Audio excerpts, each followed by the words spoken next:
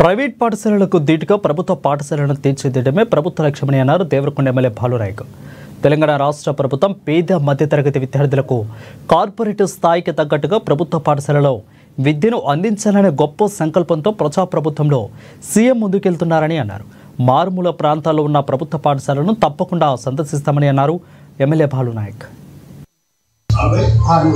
ప్రభుత్వ పాఠశాల ఆ పిల్లలు మన పిల్లలు మన ఇంకా మన పిల్లలు మా అమ్మాయినో అబ్బాయినో ఏ విధంగా అలా చదివేయాలని అనుకుంటాం. ఆ ఆలోచన ధోరణితోటి అక్కడ ఉన్న పిల్లలను తీర్చిదిద్దవలసినటువంటి బాధ్యత ఉందని చెప్పి కూడా మీకు ఈ సందర్భంగా ఉంది. ముఖ్యంగా చందంపేటకు చందంపేటకు సంబంధించినటువంటి టీచర్లు అందరికీ నా రిక్వెస్ట్.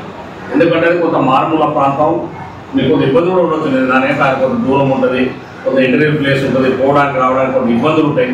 అవన్నీ మేము అర్థం చేసుకోవాలి. తప్పనిసరి పరిస్థితి, ఎవరో ఒకరు ఎక్కడో ఒక దగ్గర చేయవలసిన పరిస్థితి. కాబట్టి ఉన్నటువంటి వాళ్ళు మనం ఖచ్చితంగా అక్కడ పాఠశాలకు వెళ్ళడం. చాలామంది టీచర్లకి అక్కడక్కడ ఇప్పుడు కంప్లైంట్స్ కూడా వస్తున్నాయి. దయచేసి నేను ఈ జూన్ నుంచి వచ్చినటువంటి సందర్భంలో తప్పకుండా స్కూల్స్ విజిట్ చేస్తాను.